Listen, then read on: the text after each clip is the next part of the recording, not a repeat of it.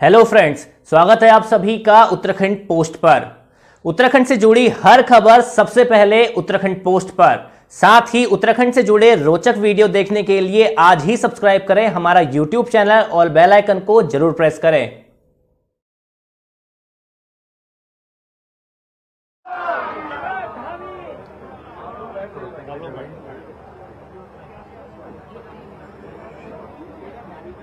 भारत माता की। सब बच्चे थक गए लग रहा है आज। भारत माता की, जागेश्वर धाम की, जागेश्वर धाम की। श्रावणी मेले के शुभारंभ अवसर पर आज हरेला पर्व भी है। मैं आप सबको सबसे पहले तो हरेला पर्व की बहुत शुभकामनाएं देता हूं, बहुत बधाई देता हूं।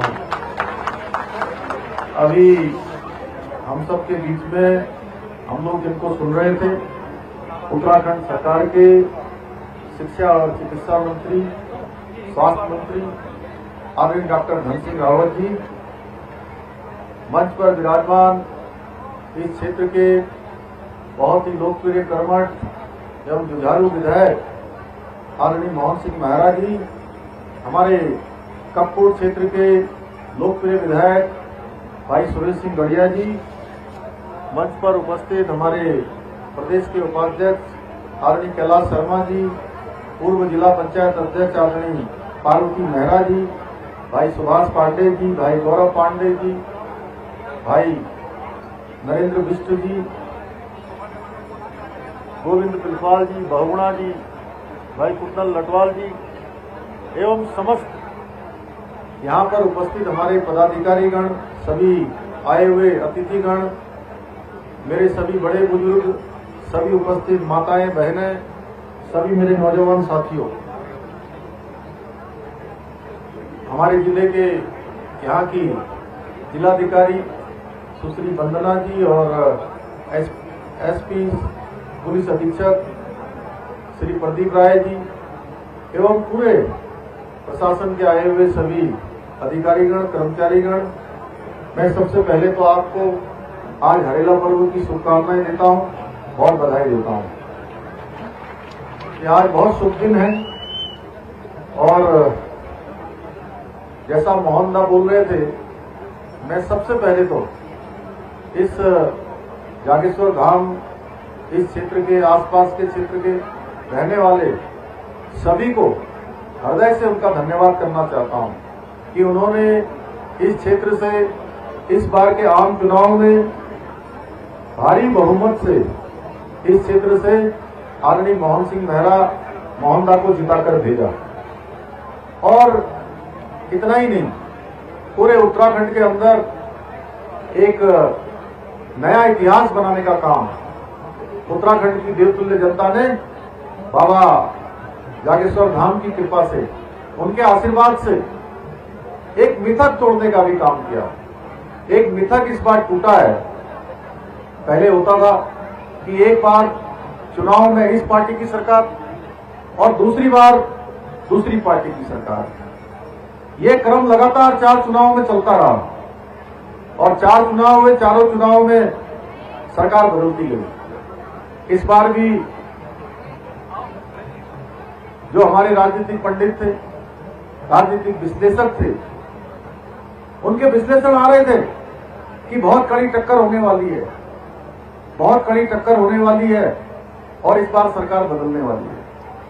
आप सबके आशीर्वाद से, बाबा जागन्नाथ की कृपा से उत्तराखंड की देवतुल्य जनता ने हमारे देश के यशस्वी प्रधानमंत्री मोदी जी के कार्यक्रमों पर, उनके विजन पर और उनकी नीतियों पर, विकास के कामों पर, जो भारत का मान सम्मान और स्वाभिमान पूरी दुनिया के अंदर उनके नेतृत्व में बढ़ाने का काम हो रहा है, उत्तराखंड की देवतुल्य जनता ने नया इतिहास बनाने का काम किया और फिर से भारतीय जनता पार्टी की यहां सरकार बना दी।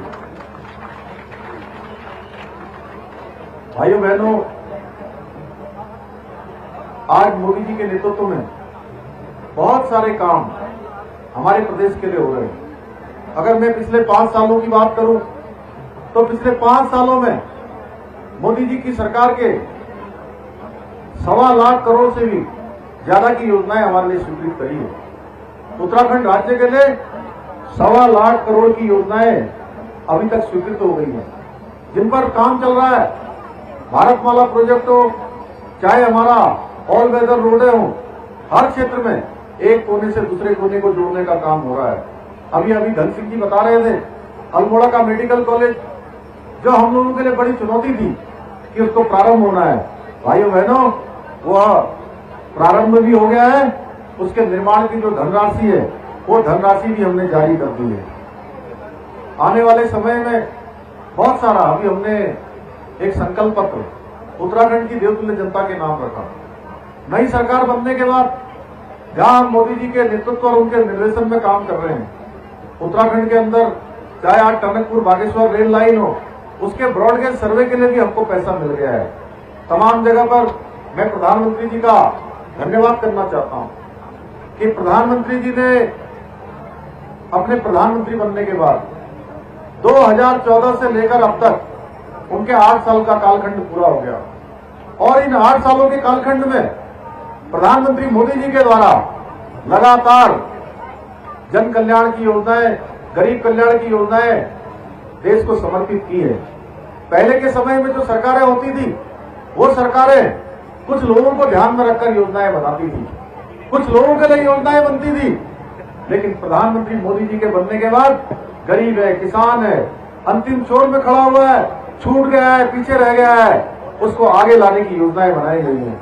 भाइयों बहनों, चाहे प्रधानमंत्री आवास योजना हो, चाहे प्रधानमंत्री उज्ज्वला योजना हो, सौभाग्य योजना हो, मुद्रा योजना हो, या देश के अंदर ही दुनिया की सबसे बड़ी स्कीम स्वास्थ्य के क्षेत्र में चलने वाली आयुष्मान भारत योजना हो, जिस योजना ने सुनिश्चित किया है कि हर किसी को बीमार हो जाने पर 5 लाख रुपए के इलाज की गारंटी जिसने सुनिश्चित की है, वो योजना आयुष्मान भारत योजना है। भाइयों बहनों, इसके साथ साथ जहां कोरोना के दौरान पूरा विश्व प्रभावित हो गया और भारत के अंदर कोरोना महामारी आने का संकेत हो रहा था, उस समय सारे बड़े बड़े अनुमान लगाए जा रहे थे। WHO भी चिंतित था कि भारत के अंदर इस बीमारी का कैसे मैनेजमेंट होगा, अगर यह भारत के अंदर आएगी तो कैसे बीमारी पर प्रबंधन होगा। भाइयों बहनों, मोदी जी के कुशल नेतृत्व में और कुशल प्रबंधन में आज हमारे प्रदेश के अंदर पहली डोज और दूसरी डोज 100% लग गई है। वहीं देश के अंदर और प्रदेश के अंदर सारे के सारे विकास कार्य उसी गति से आगे को चालू है, और 192 करोड़ डोज अभी तक पूरे देश के अंदर लग गई है। अभी 2 दिन पहले प्रधानमंत्री मोदी जी ने 18+ वालों को, 18 साल से ऊपर वालों को बूस्टर डोज फ्री में लगाने का निर्णय किया है। मैं माननीय प्रधानमंत्री जी का धन्यवाद भी करना चाहता हूं। जहां बूस्टर डोज लगाई जा रही है, वहीं भाइयों बहनों, जब ये महामारी आई थी तो एक भय का माहौल था।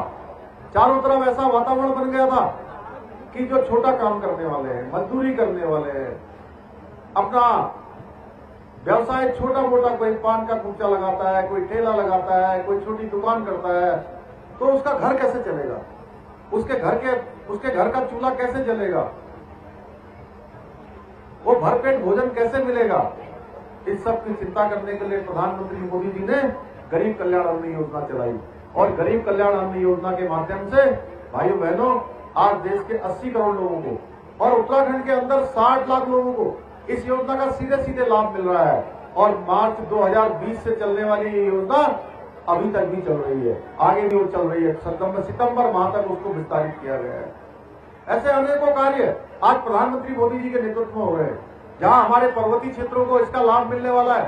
भारतमाला के अंतर्गत बहुत सारी सड़कें हमारे यहाँ पर प्रस्तावित हैं, बनने वाली है। 500 किलोमीटर सड़कों पर काम चल रहा है। आने वाले समय में इसको और विस्तार मिलने वाला है। अनेकों सड़कें इससे जुड़ने वाली हैं।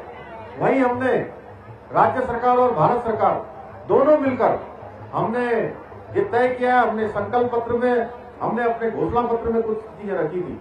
उसमें से एक भारतमाला मानसखंड मंदिर माला मिशन, और इस मानसखंड मंदिर माला मिशन में हमने कुमाऊं क्षेत्र के जितने भी मंदिर हैं, जितने भी प्राचीन मंदिर हैं, उन सारे प्राचीन मंदिरों को इसमें जोड़ा है। और इन प्राचीन मंदिरों का हम सौंदर्यीकरण, जहां सौंदर्यीकरण तो करेंगे ही, जो सौंदर्यीकरण तो प्रस्तावित है, हर प्रकार की सुविधाएं इन धामों पर हो, ऐसे प्राचीन धार्मिक स्थलों पर हो, उसके साथ साथ जो आने वाले हमारे कनेक्टिविटी के जो सड़कें हैं वो सड़कें भी चौड़ी हों, उसके लिए एक मास्टर प्लान बनाया जा रहा है। और बाबा जागन्नाथ की कृपा से जल्दी इस दिशा में हम कार्य प्रारंभ करने वाले हैं। भाइयों बहनों, ये स्थान ऐसा स्थान है, उत्तराखंड का 5वां धाम है, यहाँ की अपनी महत्ता है, स्कंद पुराणों में भी इसका उल्लेख है। निश्चित रूप से हमारी सरकार इसको आगे बढ़ाने के लिए प्रतिबद्ध है, क्योंकि माननीय प्रधानमंत्री मोदी जी के नेतृत्व में जहां धर्म, संस्कृति और धार्मिक स्थानों का जो उत्थान हुआ है वो दुनिया में कभी किसी ने सोचा नहीं होगा। भारतवर्ष के अंदर जो चीजें नामुमकिन लगती थी वह चीजें भी आज हो रही है। अगर मैं इसकी बात करूं तो कश्मीर के अंदर हम सैनिक बाहुल्य प्रदेश में रहते हैं, हमारे यहाँ प्रत्येक परिवार से कोई न कोई सेना में नातेदार है, रिश्तेदार है, बेटा है, बेटी है, कोई न कोई सेना में। उस कश्मीर को बचाने के लिए, उस कश्मीर से धारा 370 समाप्त करवाने के लिए लंबा कालखंड बीत गया और 40,000 से भी ज्यादा वहां पर शहादत हो गई, लेकिन उस कश्मीर से धारा 370 समाप्त नहीं हो पाई। भाइयों बहनों, ये ऐतिहासिक काम भी मोदी जी की सरकार बनने के बाद देश के अंदर 2 विधान, 2 निशान और 2 प्रधान की प्रथा को समाप्त करने का काम हुआ और कश्मीर के अंदर धारा 370 समाप्त हो गई। अयोध्या का भव्य राम मंदिर, हम सब कहते थे जहां हम बाबा जागन्नाथ में बैठे हैं, जागेश्वर धाम में, यहां से भी आवाज उठती थी, पूरे देश भर से आवाज आती थी कि अयोध्या में जहां रामलला पैदा हुए हैं उस स्थान पर भव्य मंदिर बनना चाहिए, राम जन्मभूमि पर भव्य मंदिर का निर्माण होना चाहिए। हम सब लोग भी कहते थे कि रामलला हम आएंगे, मंदिर वहीं बनाएंगे।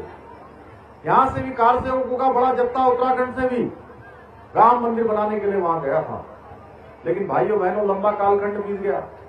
मैं भी 1999 में अयोध्या गया था, उसके बाद मैं सन 2021 में अयोध्या गया। दोनों में जमीन आसमान का अंतर। जब मैं 2021 में गया था उस समय मैंने देखा भगवान रामलला ऐसे ही टेंट के नीचे थे, जैसा टेंट यहां पर लगा हुआ है। और जब मैं 2021 में गया तो क्या भव्य स्वरूप, कितना दिव्य वहां पर इमारत बनने का काम, भव्य मंदिर करने का काम, उसकी आधारशिला रखी जा रही है, ऐसा निर्माण कार्य हो रहा है। बड़ी बड़ी कंपनियां वहां पर काम कर रही हैं, बड़े बड़े इंजीनियर काम कर रहे हैं, बड़े बड़े वास्तुशास्त्री काम कर रहे हैं, तमाम प्रकार के आर्किटेक्चर काम कर रहे हैं। उन सबके संयुक्त अभियान में भगवान राम के जन्म स्थान पर ऐसा मंदिर बनने वाला है, ऐसा धार्मिक स्थल बनने वाला है कि वो केवल भारतवर्ष का ही नहीं बल्कि पूरी दुनिया का सबसे बड़ा स्थान बनने वाला है। भाइयों बहनों, ये मोदी जी के नेतृत्व में संभव है। आज हम केदारपुरी की बात करते हैं। केदारपुरी में 2013 की आपदा के बाद जिस प्रकार से वहां पर पूरा परिसर क्षतिग्रस्त हो गया था, आज उसके पुनर्निर्माण का कार्य भी काफी आगे बढ़ चुका है। 400 करोड़ से भी ज्यादा की लागत की परियोजनाएं वहां पर चल रही हैं। इसी प्रकार से बद्रीनाथ का मास्टर प्लान बनाया गया। आने वाले समय में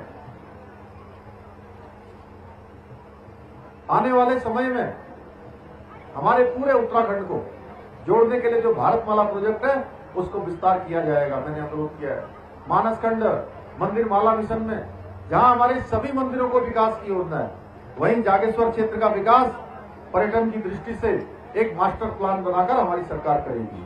भाइयों बहनों, मैं आज के अवसर पर कहना चाहता हूं कि हम लोगों ने तय किया है कि हम मोदी जी के निर्देशन में, उनके नेतृत्व में, उनके मार्गदर्शन में लगातार प्रदेश को आगे बढ़ाने के लिए काम कर रहे हैं। एक तरफ जहां मोदी जी का हमारे राज्य से एक विशेष प्रकार का लगाव है और वो उत्तराखंड का नाम सुनते ही, उत्तराखंड की बात करते ही लगातार इतने ज्यादा उत्सुक हो जाते हैं कि वो कहते हैं कि उत्तराखंड का विकास जितना आप लोग सोच रहे हो मैं कहीं उससे ज्यादा सोचता हूं। मैं मोदी जी का धन्यवाद करना चाहता हूं। बहुत सारे काम, अभी नई शिक्षा नीति, अभी हम लोगों ने आदरणीय धन सिंह रावत जी और हमने 3 दिन पहले अभी नई शिक्षा नीति उत्तराखंड के अंदर लागू की है। उससे भी एक चमत्कारिक परिवर्तन हमारे नौनिहालों के जीवन में होने वाला है, उनके भविष्य का निर्माण करने वाला है। ऐसे अनेकों योजनाएं हमारी सरकार लगातार चला रही है। हमने भाइयों बहनों एक संकल्प और लिया था, 12 जनवरी 2022 को हमने उत्तराखंड की देवतुल्य जनता से कहा था कि अगर हमारी सरकार बनती है तो नई सरकार के गठन होते ही हम उत्तराखंड के अंदर जो लंबे समय से मांग उठती रही है देश के अंदर कि समान नागरिक संहिता का कानून लगना चाहिए, समान नागरिक संहिता होनी चाहिए, यूनिफॉर्म सिविल कोड होना चाहिए। भाइयों बहनों, हमने मंत्रिमंडल की पहली बैठक में इसका निर्णय ले लिया, कमेटी बनाने का भी हमने निर्णय ले लिया है। 5 सदस्यीय कमेटी जस्टिस रंजना प्रकाश देसाई के नेतृत्व में हमने बना दी है और ये कमेटी ने काम करना शुरू कर दिया है। हमने तर्क दिया, हमने उत्तराखंड के लिए की, उत्तराखंड देवभूमि है, उत्तराखंड धर्म अध्यात्म संस्कृति का केंद्र है। अपने आप में 2 अंतर्राष्ट्रीय सीमाओं से हमारा प्रदेश लगा हुआ है, जहां गंगा यमुना का राज्य है, वहीं देवभूमि है, सैनिक बाहुल्य प्रदेश है। इस प्रदेश के अंदर रहने वाला कोई किसी जाति का हो, किसी धर्म का हो, किसी पंथ का हो, किसी भी समुदाय का हो, सबके लिए एक समान कानून होना चाहिए। और भाइयों बहनों, हमारी सरकार इस दिशा में आगे बढ़ गई है। जस्टिस रंजना प्रकाश देसाई की कमेटी ने काम करना शुरू कर दिया है। वो कमेटी जन संवाद भी करेगी, लोगों से सुझाव भी लेगी और उनके सुझाव के आधार पर साथ ही साथ इससे प्रभावित होने वाले जितने भी हितधारक होंगे, जितने प्रकार के भी, उनसे भी हमारी कमेटी जो है बात करेगी और बात करने के बाद एक ड्राफ्ट बनाएगी। उस ड्राफ्ट को हमारी सरकार उत्तराखंड के अंदर लागू करेगी। भाइयों बहनों, उत्तराखंड पहला राज्य होगा जहां इस कानून को बनाने की दिशा में हम आगे बढ़ गए। हम उत्तराखंड के अंदर बढ़ रहे हैं। हमने देश के अन्य राज्यों से भी अपेक्षा करी है कि सारे राज्य अपने अपने यहाँ इस कानून को लागू करें। इस कानून के लागू होते ही बहुत सारे विरासत के मामले, बंटवारे के मामले, विवाह के मामले जो कोर्टों में चल रहे हैं, 100% जो मामले हैं उनमें 20% से लेकर 50% तक की गिरावट आने वाली है। उस कानून के लागू होते ही स्वतः ही सारे मामले सुलझ जाएंगे। भाइयों बहनों, इस दिशा में हम आगे बढ़ रहे हैं। इसी प्रकार से हमने एक संकल्प और लिया था कि जो हमारे गरीब परिवार है, अंत्योदय के कार्ड धारक हैं, उन परिवारों को हमने चुनाव में कहा था कि हम नई सरकार के गठन होते ही हम 3 गैस के सिलेंडर 1 साल के अंदर मुफ्त भरने की योजना लाएंगे। और भाइयों बहनों, मुझे बताते हुए खुशी हो रही है कि हमने अभी आम बजट बनाया और उस आम बजट में 3 सिलेंडर देने की हमने व्यवस्था कर दी है। जल्दी ही हम इस योजना को लागू करने वाले हैं। विकलांग पेंशन है, विधवा पेंशन है, वृद्धावस्था पेंशन है, इन तीनों पेंशनों को हमने बढ़ा दिया है। इनको 1500 रुपया कर दिया है। इसी प्रकार से जो हमारे बुजुर्ग दंपत्ति हैं, परिवार में दो में से एक को पेंशन मिलती थी, एक को नहीं मिलती थी, हमने अब शासनादेश कर दिया भाइयों बहनों कि दोनों बुजुर्ग दंपतियों को इस पेंशन का लाभ मिलेगा। और आने वाले समय में कुछ थोड़ी बहुत जो तकनीकी कमियां हैं, कुछ शासनादेश होने में कुछ त्रुटियां रह गई हैं, उनको भी हम ठीक करने वाले हैं। हमारे सफाई मित्र हैं, उनको भी हमने कहा है कि उनका भी मानदेय बढ़ाने का काम हमारी सरकार ने कर दिया है। 500 रुपए प्रत्येक दिन का मानदेय कर दिया है। ऐसे अनेकों कार्य हमने सारे अधिकारियों को, देहरादून के अंदर जो सचिवालय है हमारा सचिवालय सोमवार के दिन 9 मीटिंग्स डे होगा। उस दिन कोई मीटिंग नहीं होगी। उस दिन सारे आने वाले जो हमारे जनता के लोग होंगे, उनकी समस्याओं को सुनने का काम, उनको सुलझाने का काम हमारे अधिकारीगण करेंगे। इसी प्रकार से हमने जिले में भी ये व्यवस्था करी है। जिले में भी शासन इसी प्रकार से प्रशासन काम करेगा। सरलीकरण, समाधान और निस्तारण, 3 मंत्रों के आधार पर सरकार काम करेगी। भाइयों बहनों, हमने सभी अधिकारियों से भी अनुरोध किया है कि आप जनता की सुनवाई करिए। कोई काम अगर आता है, कोई समस्या आती है, तो सबसे पहले उसको सुलझाने का मन बनाइए, उसका सरलीकरण का रास्ता निकालिए। सरलीकरण के बाद उस समस्या का समाधान करिए और समाधान करने के बाद उस पत्रावली का निस्तारण कर दीजिए। ऐसा ना हो कि केवल पत्रावली आई और उसमें आपने कह दिया कि ये काम नहीं हो सकता है और उसका निस्तारण कर दीजिए। हमने कहा हम इस प्रकार का निस्तारण नहीं चाहते हैं। हम जो मोदी जी का सबका साथ, सबका विकास, सबका विश्वास और सबका प्रयास जिसमें सम्मिलित हो, हम उस प्रकार का काम चाहते हैं। कर्मचारी अधिकारी अपने समय पर कार्यालय में पहुंचे, उसके लिए भी बायोमेट्रिक की व्यवस्था सुनिश्चित की गई है। ऐसे अनेकों कार्य भाइयों बहनों लगातार किए जा रहे हैं। हमारा लक्ष्य है कि आने वाले समय में जब हमारा राज्य 25 साल का हो, यानी कि जब हम राज्य की स्थापना का 25वां स्थापना दिवस मना रहे हो, उस समय हमारा राज्य हिंदुस्तान के श्रेष्ठ राज्यों में से आए। हमारे ऐसे स्थान, इन स्थानों के लिए हमने चाहे पर्यटन विभाग हो, चाहे हमारा नेशनल हाईवे डिपार्टमेंट हो या हमारे अन्य डिपार्टमेंट हो, संस्कृति डिपार्टमेंट हो, सारे के सारे मिलकर जागेश्वर धाम के लिए, ऐसे अन्य धार्मिक स्थलों के लिए एक अपना मास्टर प्लान बनाएंगे, अपनी योजना बनाएंगे, जो एक 10 सालों का रोड मैप होगा कि अगले 10 सालों में वो क्या काम करने वाले हैं और अगले 3 सालों में 2025 तक कौन सा ऐसा काम करने वाले हैं जो काम 2025 में 9 नवंबर 2025 को पूरा होगा। हम इस दिशा में बहुत तेजी से काम कर रहे हैं भाइयों बहनों, हर जगह जनता की सुनवाई हो उसके लिए भी हम काम कर रहे हैं। मैं आज के अवसर पर, चूंकि काफी देर हो गई है, एक अन्य कार्यक्रम में भी अभी हम लोगों को जाना है। मैं आप सबका हृदय की गहराइयों से अभिनंदन करता हूं, आपको इस श्रावणी मेले की बहुत शुभकामनाएं देता हूं, हरेला पर्व की शुभकामना देता हूं और यहाँ पर बहुत सारे जनप्रतिनिधियों ने और मोहल्ला ने मुझे इस क्षेत्र के जो आवश्यकता है, इस क्षेत्र की जो जरूरतें हैं, समस्याएं हैं, उनका एक बहुत बड़ा बंडल दिया है। मैं वो सारा बंडल अपने साथ ले जा रहा हूं और उसको प्राथमिकता के आधार पर मैंने इनसे कहा था पहले कि आप मुझे जो भी आज की प्रमुख चीजें होनी है उसको भेज दीजिए। इन्होंने भेजा होगा, कुछ कम्युनिकेशन गैप हो गया, वो मिल नहीं पाया, लेकिन मैं ये कहना चाहता हूं, मैं इनसे भी कह रहा था और आप लोगों से भी कह रहा था, सारे विकास के काम एक एक करके चरणबद्ध तरीके से हम लोग करेंगे। इसके लिए हम वचनबद्ध हैं और संकल्पबद्ध हैं। कुछ काम अभी होंगे, कुछ काम 2 महीने बाद होंगे, कुछ 4 महीने बाद होंगे, कुछ साल भर बाद होंगे। जैसे जो जिस प्रकार के कामों की प्रकृति होगी उसके हिसाब से उन कामों को करेंगे। तो मैं आज के अवसर पर आप सभी का धन्यवाद करते हुए और बाबा दारनाथ जी की इस भूमि को प्रणाम करते हुए अपनी वाणी को विराम देता हूं। उत्तराखंड से जुड़ी ऐसे ही रोचक वीडियो और खबरें सबसे पहले पाने के लिए आज ही सब्सक्राइब करें हमारा YouTube चैनल और बेल आइकन को जरूर प्रेस करें। वीडियो को लाइक करें और शेयर करना ना भूलें।